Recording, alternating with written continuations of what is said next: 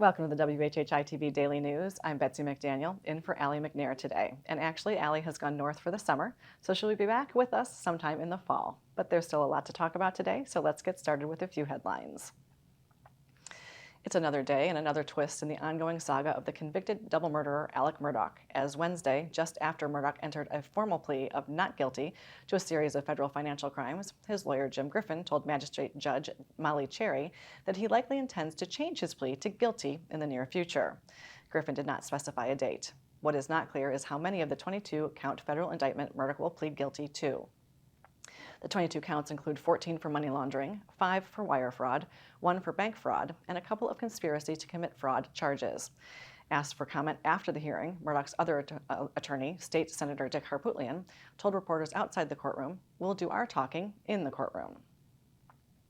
In 2014, Beaufort County resident Shayla Jaria Bryan was convicted of attempted murder for brutally beating, stabbing, and throwing her 3-year-old daughter off of a third-floor balcony. Now she is getting a new trial. Earlier this spring, Circuit Court Judge Robert J. Bonds overturned the guilty verdict due to issues with her trial, which were appealed through the state's post-conviction relief process. His ruling stated that her 2014 trial had not adequately considered the defense's claim of insanity. The question of Bryan's sanity will be at the center of her retrial. The possible outcomes? Not guilty by reason of insanity, which puts her treatment in the hands of the Department of Mental Health. Or guilty but mentally ill, leading to prison time with a psychiatric component built in. Her child survived the 2011 attack and is in the custody of Livonia Bryan, her maternal grandmother. Also out of the 14th Circuit Court Solicitor's Office and Judge Bonds' courtroom, Derek Emmanuel Roseberry, 41 of Beaufort, pleaded guilty to first-degree criminal sexual conduct, kidnapping, and second-degree burglary in his 2021 assault of a housekeeper at a Hardyville hotel. Police arrested Roseberry the morning after the attack, spotting him walking near Exit 8 wearing the same clothing captured by hotel security cameras. DNA linked Roseberry to the assault, and the victim also identified the man as her rapist. Judge Bonds sentenced him to 20 years in prison earlier this week. If you still have a resident parking pass for Hilton Head's beaches, it is now officially expired. Parking passes for residents are going digital. As we told you previously, the town is going to a digital parking system, and you will need to apply for a new 2023 pass. You can get the new pass online at parkwhhi.org or in person at PCI Municipal Services on Office Park Road on Hilton Head. And so it begins. We are now officially in hurricane season 2023. Over the past several years, Beaufort County has faced threats from Hurricanes Matthew, Florence, Michael, and Dorian, just to name a few. So it is important for residents to stay informed and make preparations ahead of any potential storm. Visit the South Carolina Emergency Management Division's information page, hurricane.sc, for all preparation information. You are also encouraged to receive direct announcements and alerts from Beaufort County through text or email.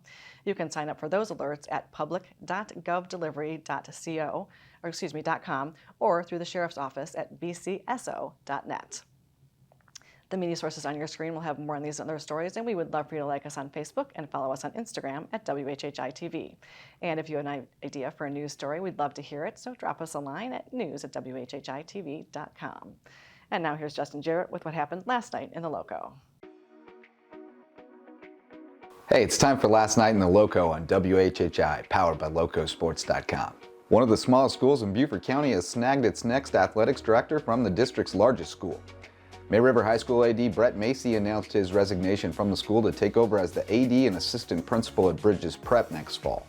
Macy was the boys basketball coach at Bluffton High School before being charged with building the new program when May River opened its doors in 2016. His departure follows that of the principal who brought him in and the football coach he entrusted to lay the foundation, marking the close of the initial era of Shark athletics. Macy said the timing and the opportunity to help usher in a period of growth for the Buccaneers made the move attractive, especially with the chance to ease into school administration attached.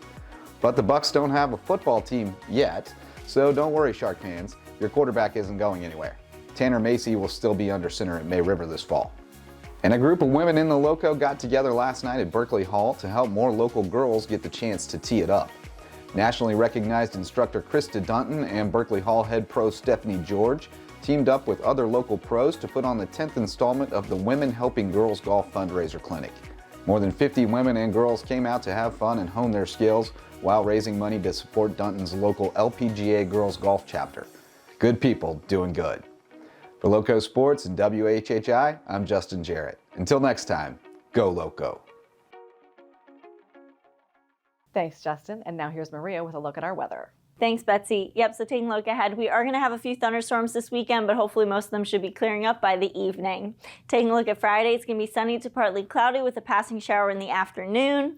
Hillnet's going to have a high of 80, a low of 66. Bluffton's going to have a high of 82, a low of 65. And Beaufort's going to have a high of 83 and a low of 66. The sunrise for Friday is going to be at 6:17 and sunset's going to be at 8:25. Taking a look at the beach tides, high tide's going to be at 8:26 a.m. and low tide's going to be at 3:35 p.m. Taking a look into the weekend and into next week, Saturday is going to be cloudy with scattered thunderstorms throughout the area throughout the day, but again, should be clearing up by the evening. Highs will be in the 80s, lows in the 60s. Come Sunday, it's going to be mostly cloudy and breezy, again with scattered thunderstorms throughout the area throughout the day. Again, hopefully should be clearing up by the evening. Highs are going to be in the upper 70s, lows in the upper 60s. And then come Monday, it's going to be sunny with highs in the 80s and lows in the 60s. That's it for today. Let's head it back to the desk. Thanks, Maria. And we'll be back in just a moment with a volunteering opportunity from the United Way of the Lowcountry. Don't go away.